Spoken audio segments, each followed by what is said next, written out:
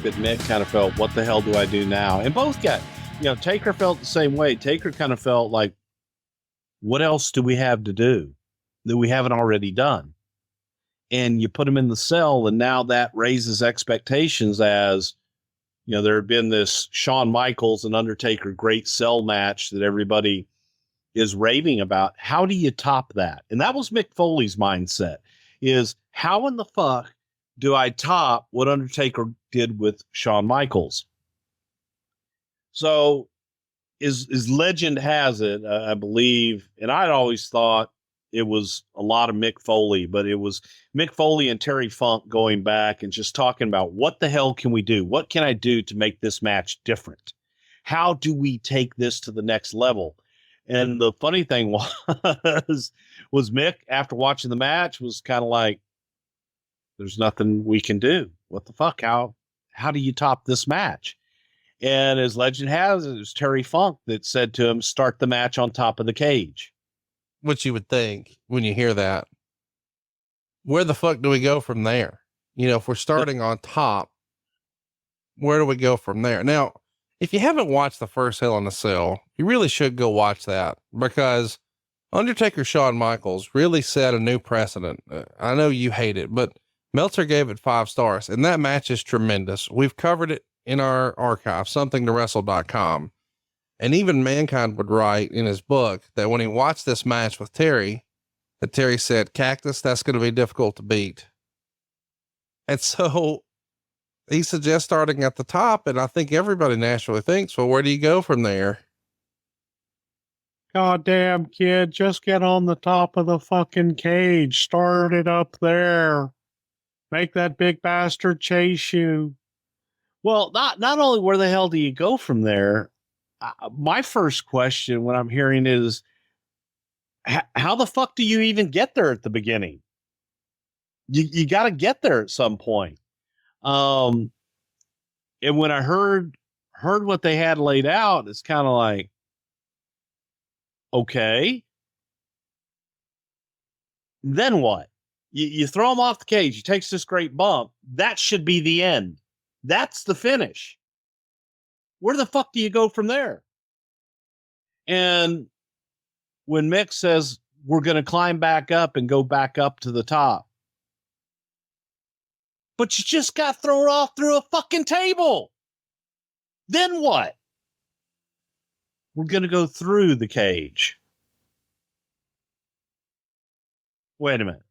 You're starting on top of the cage. You're getting thrown off. Then you're going to climb back on top of the cage. You're going to completely kill the bump that you just fucking took. Yep. And then you're going to go through the fucking cage. Yep. To the ring. Mm-hmm. I just don't fucking get it. I thought it was just a absurd rumor and just locker room talk, because it was unbelievable that somebody would even consider doing something like that. It was unprecedented. There was no way to do it safely. There was no way to execute that maneuver and do it safely. Now, some smart ass out there listening might say, well, they could have had they could have broken his fall with some kind of padding or whatever. Well, yeah, a lot of things could have. They could he could have been in a harness or something too. I don't know. It was silly, because you never want to put the talent in a position where it's not just simply a fact that there's no margin for error. There's going to be error. You can't do this and not hurt somebody. And the other issue is that we already had Austin with a bad elbow, bad wheels, neck. We got Taker with bone spurs, and his foot's all problematic. God dang, man, we didn't need to lose any more people. So I heard the idea, this casually discussed, along these lines. Hey, Jared, hear what Mick's latest idea is? I said, I'm afraid to ask. Well, he's thinking about doing something on top, not starting. He's thinking about doing something on top of the cage. So I didn't know how that was going to end or whatever. But I just thought, well, I'm trying to figure out in my mind, how can he do that and not kill himself, or at least be hurt and be off the work for a while, and maybe for a long while. So I just blew it off. I didn't think any more about it. I thought, it's that absurd. It's not going to ever happen. So when it happened, I almost took a dump in my tuxedo. going into that, I described it as being like a symphony of silence when I entered. And, fortunately, we turned that feeling around. It did take on a big match feel very quickly. But when I came out, my feeling was, oh, man, I don't belong in this match, a match of this magnitude. We've overplayed our hand. And so, I was nervous, and I was nervous as anything about trying to live up to what Undertaker and Sean had done. And I was feeling the pressure. And also I was scared to death of, what I had hoped to accomplish. And then that feeling of fear just got exacerbated about tenfold when I got up there on top of that structure. So I was really nervous about trying to live up to what Sean and Undertaker had done, and nervous about whether I could survive what I had hoped to accomplish. When I read Jericho's first book, which is a great book, even though it never hit number one, there's no shame in that, even though I did it twice, but it was a great book. And he said at one point that he was thinking of doing something off the top of the cell. And he said, but when I went up there, the people below, he went up there earlier in the afternoon, which I did not do. Because if I had gone up there earlier in the afternoon, Conrad, we wouldn't be having this 25th anniversary talk about a match no one would remember. And as soon as I read that, what Jericho said, I was like, that's exactly what they looked like. They looked like ants. So that when I got up there, I thought, oh, no, there's no bleep. I was cursing in my mind. I really was. I couldn't believe it. And I went from thinking I could do it and being worried about it to being absolutely terrified. So when the Undertaker's music played, the whole time he was coming out, I was trying to think, how can I gracefully climb down this structure without destroying my career? Right. By God, if I could have thought of how to do it, I would have done it. But I couldn't, so I didn't, and I just resolved. And the one thing I had going for me was that the cell was so much harder to climb than I imagined. I'm not gifted, and I'm bottom heavy. So I've said before, I maxed out as an athlete in sixth grade gym class with 4 pull-ups. Previous, I'd done 0, but that was before I got banged up and beaten up and really bottom heavy. So by the time I got to the top of the cell, 2 of my fingers were just about numb, and they stayed that way for about 10 days. And so that was the only thing distracting me from absolute sheer and total terror being up on top of that structure. But as they laid it out and you start talking about it, the way when you tell somebody, like I just told you, it's like, okay, start on top. Bam, we're going to have a fight on top of the cage. I've got a fucking chair. King Cancun, boom, big bump off the fucking top. Boom, go carry him out. You come down off the cage. They think I'm done. I come back, jump up on the fucking top of the cage. We go again. This time, you choke slam me through the fucking cage. It doesn't make sense. One of the things I thought about for the first time a couple of years ago is what if he missed? God, Conrad. Disaster. I mean, he'd have been crippled and maybe worse. It may be dead. Oh, yeah, exactly.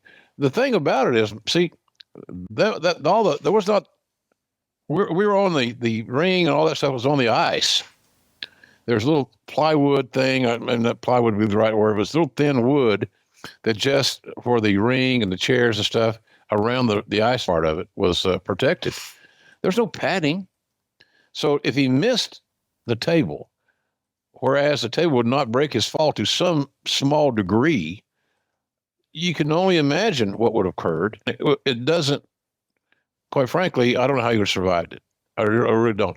It may be this. It may be this.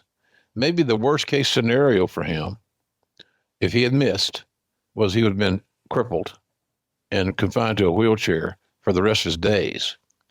But the other side of that equation could very easily have been, it could have been a fatality. And so that's why hey, look, everything you heard me say, man, was unrehearsed. I didn't write shit down. I never did that. And I didn't know I didn't know he was going to go off. And I was mad. I was pissed off how we as an administrative group from creative, whether it be Russo or the agent for that match or whatever it was, that we allowed that to happen. When you watch how they did it and the time, when Mick Foley took the initial bump, the first bump off the top of the fucking cell, he didn't move. He just laid there like a sack of shit and did not fucking move. Jim Ross's call on that was, oh my God, he's broken in half. Good God, he's broken in half. You believed it. And the way they shot it and got off of it, because it gave you the impression that, oh my God, he's not moving. He could very well be dead. And that was a scary thing. And Mick took it so damn well that no one really knew, other than Terry when he got down there and made sure he was okay. But Mick separated his fucking shoulder on the bump. And he thought that was, well, that's okay. I just separated my shoulder. Oh my God. He's not all the way there. And here's the crazy part. Oh, We're not done. That's not the end of the match. As a matter of fact, it hasn't even really started. They're going to do more. That's not the finish. and Conrad, he threw himself. There was no inhibition. There No, was no trying to control anything. That looked like he got thrown out of an office building. I mean, that was brutal. and really, when you take a look at how he rotates and turns his body and lands on the table, he could not have done it any better. No, But this is not something, and I know everybody listening to this knows this, but this is not something where before the doors are open for fans, they're walking through this and he's taking this bump a few times to make sure he's got it. I mean, that's not what you do. no, there's no practice. We're going to do it one time and you better get every fucking angle you can because it ain't happening again. When that spot happened, right? It happened. There was a camera guy behind me, and they always show that spot with a POV, like from you're sitting there watching Mick come down. That guy in the blue suit moving in front of that camera is me. Okay. So that's me. So, and I'm moving. My first job was when he took the bump, Kevin's in my ear. He goes, just check on him, tell him, make sure he's okay. So I would grab his hand and see if he was okay. And he was not responding. And he was like, just delirious. He didn't know. I'm like, Kevin, man, he's fucked up. There's something. This is bad, dude. And that's when they sent everybody up. But I had to keep constant communication because I was the only there. I'm the liaison between Kevin and Vince and everything like that. I mean, obviously Vince could hear me, but Kevin's asking me the question: is check on Mick? And I'm like, Kevin, he's not good, dude. You better get somebody out here quick. So I was the first person to talk to Mick and let him know that he was on Queer Street. There was something not right there. Yes. And it was a unique position for me to be in, to be such a big part of history of WWE, right? Because this spot never ever happened, right? Taker didn't even want to do the spot, first of all. Mick insisted on it, and Vince just went along with it. And now the Undertaker's on the top of the cage. They're going to raise the cage. And I thought this added to the realism of it. Vince McMahon personally is down there. And, you know, this is something that we didn't see a lot in this era. And I know it's still the Mr. McMahon era, but he doesn't appear to be Mr. McMahon here. He's the concerned owner. He broke character. Yes. Watch when McMahon came out to check on Mick, breaking his heel persona. You'll see a genuine concern on Vince's face because he had realized that Mick's moving around. He's moving his legs, moving his arms, not knowing about the kidney and all this other stuff. I don't think he probably even knew that his shoulder was dislocated. But Vince had as strong a look of concern as I've ever seen him have, because we knew that we probably made a mistake in doing that. And we knew that he knew probably the same as me that we dodged a big ass bullet. As a 16-year-old, Eric, or I guess I just turned 17, I was losing my freaking mind watching this. I mean, I will never forget watching this live, where I was, who was in the house. because it didn't feel like a wrestling show. It's like we just saw something. I don't want to say tragic because no one died, but it felt tragic at the time. Like what happened? Is he alive? Well, really amazing moment in professional wrestling. One that I pray we don't see duplicated again. I don't think we see any more of this. Let Mick Foley have this moment. Let's not try to out Mick Foley. Mick Foley, it's not going to be able to be achieved, number one, and it's too risky. But this was an amazing moment in professional wrestling, and I can see why people still talk about it to this day. Absolutely can see it. Now, here's where the story gets crazy. They're trying to attend to him, all the EMT, Sergeant Slaughter, the referees. We see the Undertaker climbing down the cage, and Foley has told me, as we discussed this match many times, that he was concerned about having the upper body strength to be able to climb up the cage. He knew this first spot was planned, and now here comes the Spirit of 76 comeback against all advice, against everyone's orders. He's back up off the stretcher, and he's climbing the top of the cage. The Undertaker sees him, and he's climbing the top of the cage on the other side, and they're going to meet in the middle. This feels like a horror movie mixed with an old Western. And what's crazy to say, Eric, is the most brutal part of the match hasn't even happened yet. It's still to come. I thought, well, somebody's going to pull him off the side of the cage. Surely this is not something that's booked. Cause I don't know that it was booked that way. I don't know. I don't know this very day that the plan was, okay, we're going to throw Mick off the top of the cell. He's going to go through the announce table. He's going to, the ice of the igloo where the Penguins play is going to break his fall. Wink, wink.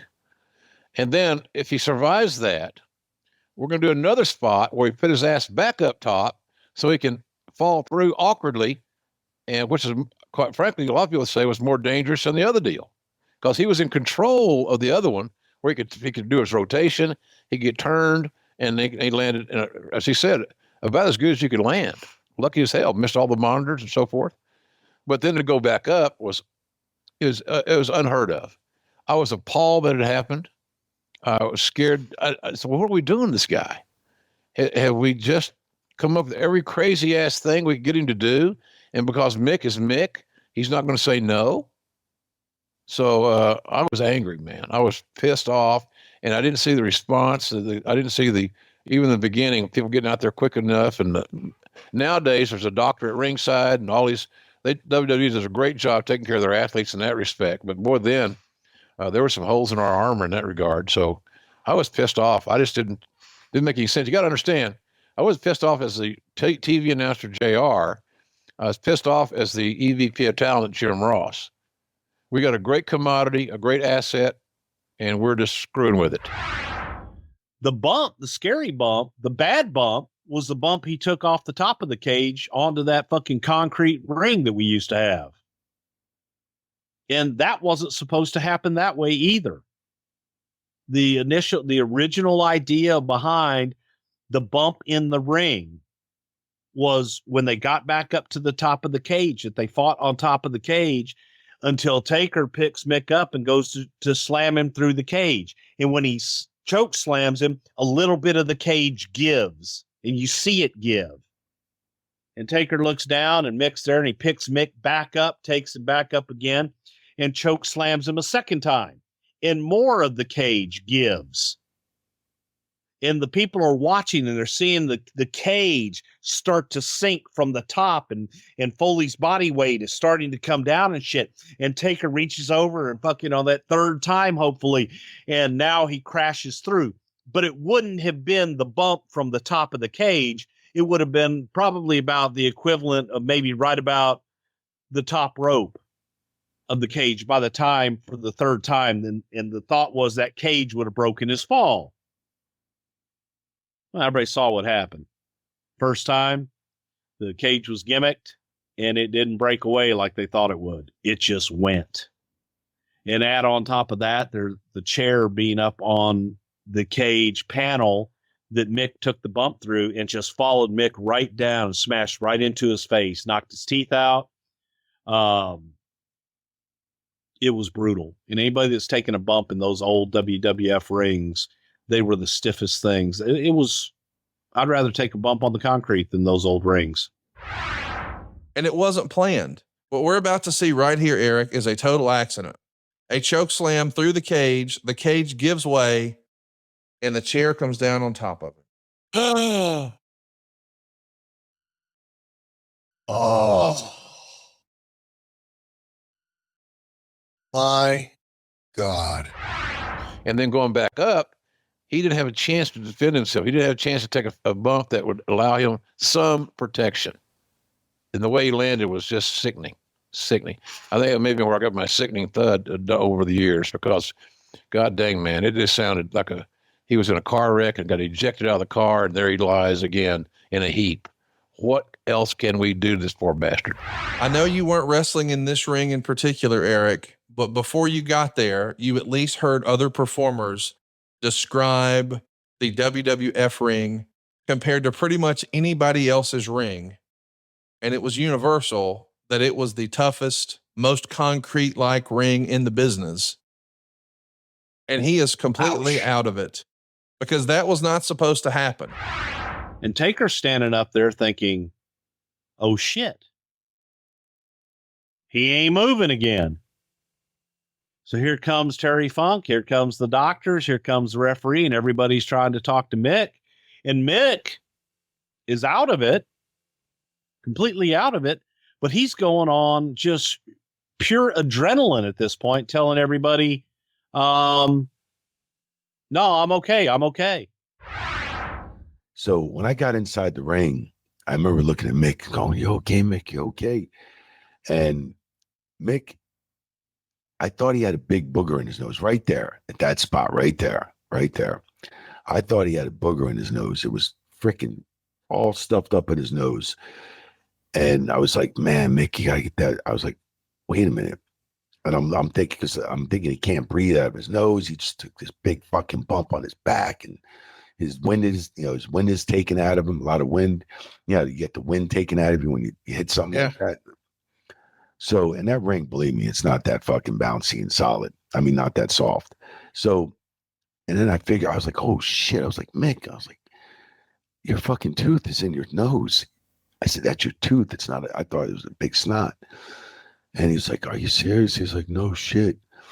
And it was his fucking tooth lodged up in his nostril, man. I mean, it came crazy up through his lip, boom, up into his nostril.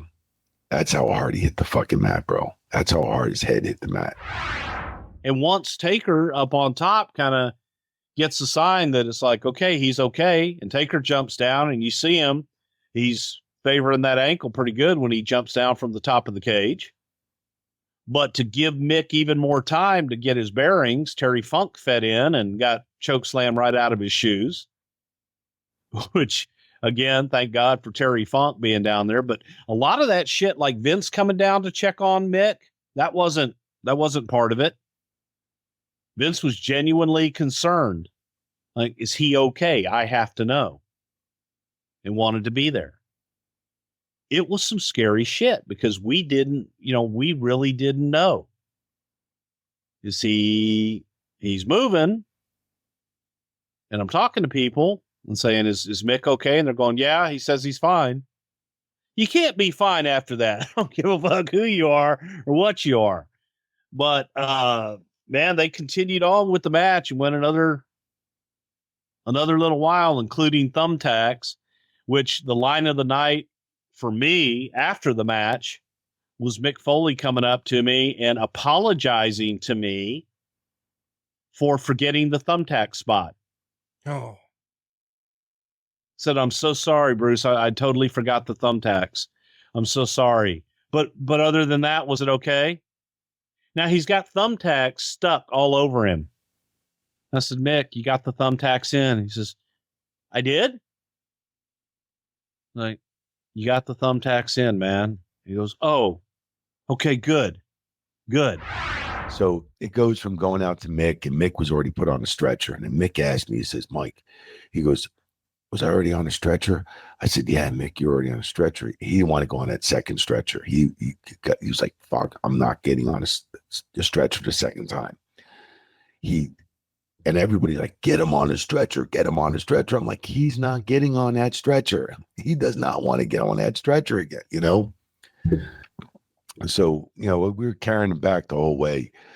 And of course, Terry Funk comes in, you know, and, you know, we were just carrying him, and Vince came over and checked on him, you know. Vince, you know, he seriously came over and checked on him, because what that crowd had seen, what we have seen, what Taker witnessed, it was just nothing that's ever been done in the fucking business, bro. And they executed it, and they had one hell of a match.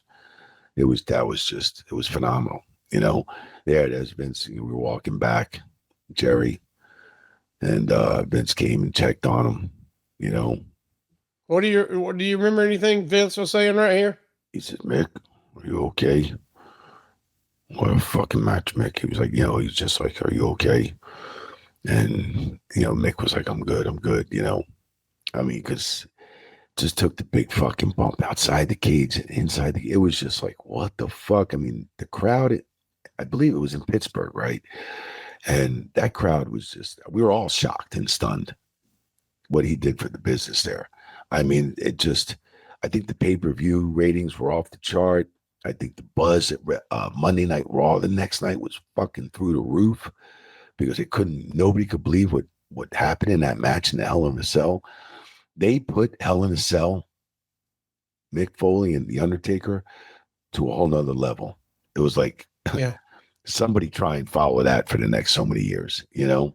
Because I mean, there's been killer matches, but that's the one that comes up when you mention Hell in a Cell. That's what comes up for sure. Right. That's for damn sure. I think people forget about this. This was not the main event. No, That was the First Blood match with Steve Austin and Kane. And you're going to come down and interfere in that one. What in the world? How are they letting you do this? This is another surreal aspect. You know, like I just keep using that word, because how I managed to convince the people involved that I was able to come back is beyond me. And when I came out, this is funny thing. This is like, I'm coming out to interfere in a match that changes the course of wrestling history, because it allows Kane to capture the WWE title. And he'll even say to this day, yeah, thanks a lot, Mick. Because of you, no one remembers the night I won the title. And so, because by virtue of the fact that I'm changing the course of wrestling history with a dastardly heel move, I should have some heat with the audience. And instead, the feeling was like, for the love of God, like, haven't you, maybe you had enough for one night. But I got out there, and that was, I think, after I comforted Pat Patterson, who I just found out after the match had lost his long, partner of 30 years. I went into Vince's office. I'd been told that Louis had passed away for 20 years. I thought I killed Louis. And when I finally brought up to Pat, I said, Pat, something I've been wanting to know. Yeah, did I kill Louis? And he laughed. He goes, God damn it, no, Louis died 3 hours before the show began. I said, I didn't kill him. He goes, hell no. So, I like a lot of like almost everybody who knew him, I really thought the world of Pat. I remember going in and just giving him a big hug, and out of the corner of my eye, I saw this young lady in the corner of the room. And she said, she said I still had the tooth in my nose. That's probably arguable, but she said I gave her this little crooked smile. And she was thinking, this guy's been through a lot, and that was my first time meeting Stephanie McMahon, which was pretty historic. And then I, for whatever reason on that night, felt like I could go out there and be part of those slowest, most ridiculous in a positive sense, run in wrestling history. I wonder how long it took to start feeling somewhat normal after this match. I mean, this had to take months to get over. I don't think he's all the way over it now. I would agree with that. I don't know how he could be. I don't know how your body could possibly, structural point of view, survive that without long term. Just don't think God. Back, his hips, knees, shoulders. Oh my God! And he landed when he came through the ring. That was just flat on his back. That was not a flat back bump. He just dropped like a bag of potatoes, flat on his back. Eric, I'm not What is saying that? this. What do you think that is? 15 feet Well, yeah, at least. from the top of the cage to the ring mat? Oh yeah. Okay. Yeah. That's probably, that's probably Maybe 12. 12. You think at that point you had a concussion from the bump off the top, or was it the second one that did it? I think it was the second one. So We've learned a lot more about concussions. At that time, I didn't know that just, like bone jarring bumps could rattle your brain. The table did break my fall to some extent.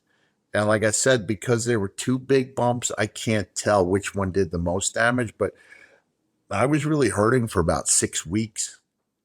With all the injuries I had, I never even had the internal part checked out, but there was definitely some blood in the urine for a few days and real tenderness around either the kidney or liver. I'll have to do a little anatomy check to see which part of me was hurting. I should know that. But it was one of the two organs that were, probably injured and really affected me. Al Snow was my roommate that night. And I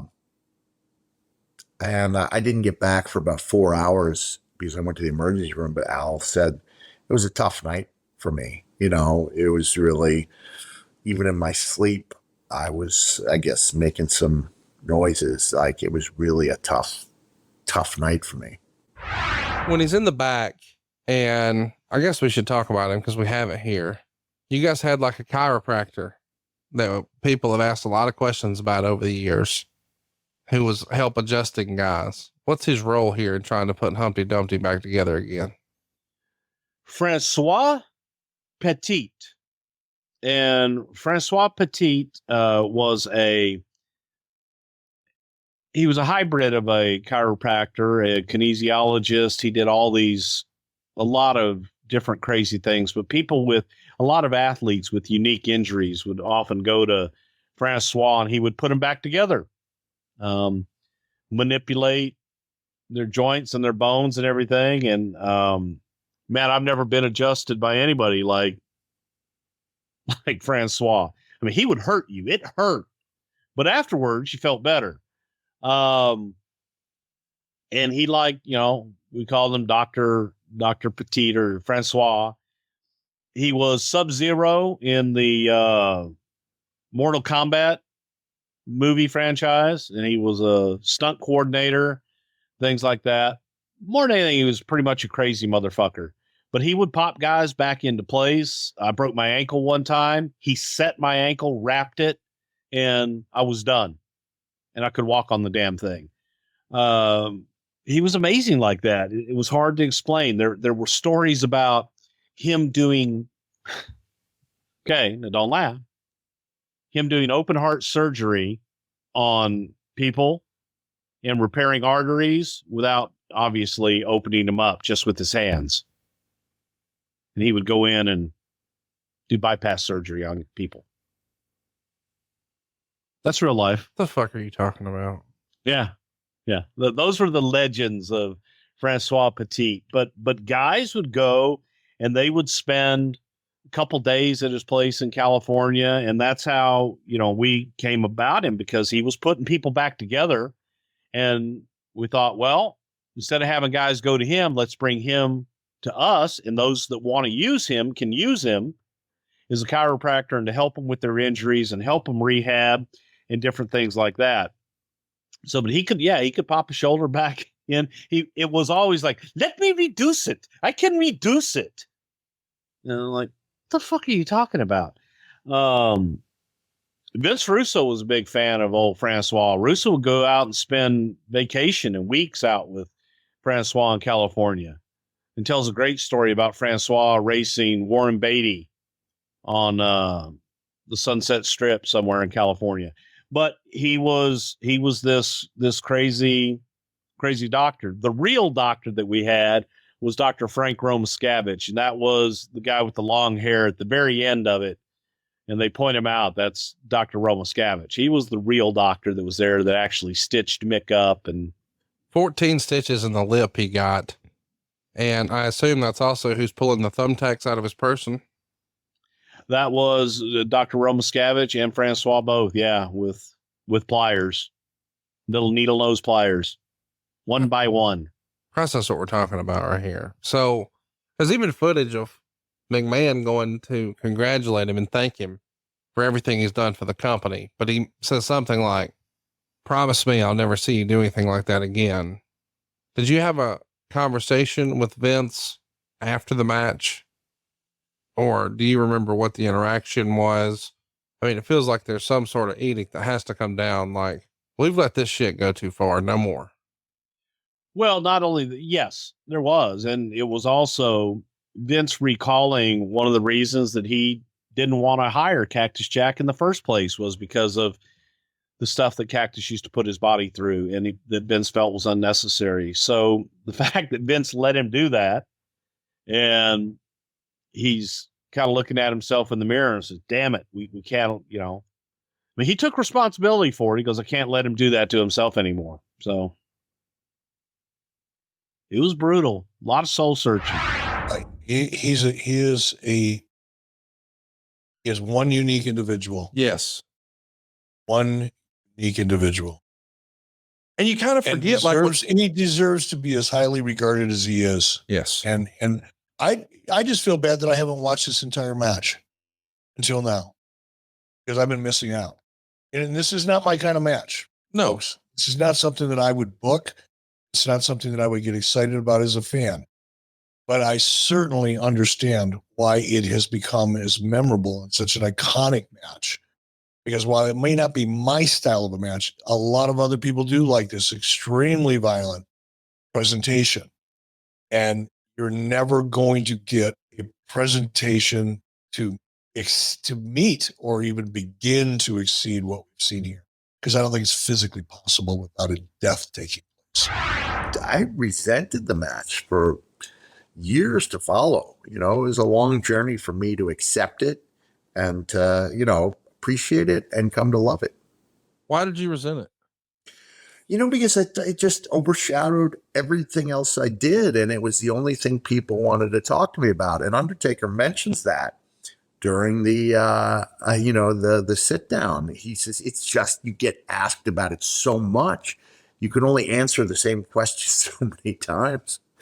He said, you start making up stuff. And really, my route to appreciating it, my journey, if you will, was it was in part when Undertaker came to my event in Austin, Texas. I think it was 2013, and he and Michelle came into the my little green room area, and he goes, we started reminiscing, and he goes, Jack, what you and I did. He still called me Jack. He calls me Mick these days, but I liked it. I was still Jack because I met him as Cactus Jack. He was not mean Mark to me though. So I was Cactus Jack, but he was the Undertaker. He goes, what you and I did that night will outlive us both. And then I guess he saw the look in my eyes and goes, what you and I did, people will be talking about what you and I did long after both of us are gone. And I got, again, as I talk about it again, that same thing. And I remember driving back to my hotel feeling like a weight was off my shoulders. Like he'd framed it in such a way that I realized this was something to 15 years after the fact. It's something to really be proud of and appreciate. Because there were times when, a couple of occasions, at least one specific occasion when I was doing morning radio. I'm a terrible sleeper, always had trouble sleeping. And so my alarm clock would be the call from the radio station. So they'd get me at 6 a.m. with 2 hours sleep. And I remember yelling one time, going, I had other matches that I'm proud of where I wasn't knocked out. Maybe you could ask me about one of those. But we don't get to choose what touches other people. And so I have come to appreciate it. Part of it was watching, was what Undertaker said. And part of it was when my wife said to me, the children want to see that match. This is Mickey and Huey. And I think they were only like 5 and 7 at the time. And I was like, are you sure they should see that? So kids at school are talking about it. And I hadn't seen it in its entirety for, I could do the math later on, but probably in 10 years. And I just the clips, and been asked about the 2 bumps, especially the first one.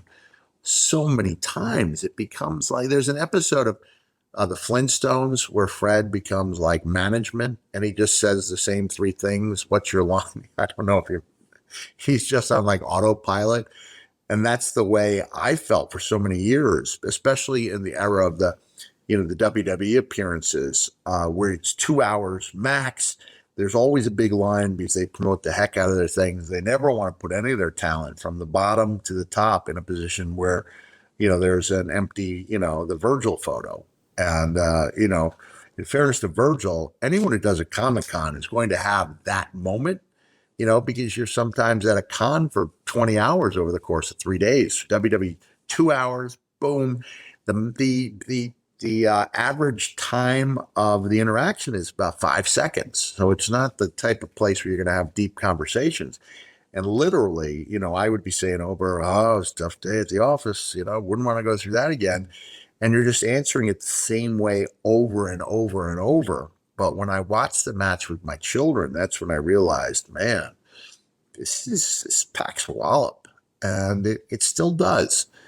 It really still does. Even though, and the crazy thing is, there's not the crazy. And one of the interesting things is people have done things very nearly as dangerous. I mean, I remember Kevin Owens going off the top of the cage through a table, and I think because of social media, even the greatest things today are quickly forgotten. They're like digested, spit out, and we're on to the next thing. It reminds me of like the revolving sushi conveyor belts, where you're just so busy grabbing whatever you want and taking it that you don't really have a chance in a lot of occasions to really fully appreciate, the ingredients and finer qualities of like one little slice of the wrestling pie. And I think you can do that back in that day when the momentum was able to gradually, when we were able to gradually gain more momentum like a snowball rolling downhill. I don't think you get that today. And I think if The Undertaker and I had done that match in the present day, it probably would have been talked about for 3 days, maybe a week max, and then we'd be on to the next thing. So I'm fortunate that this was something that was able to gather momentum over time, where it became bigger and bigger.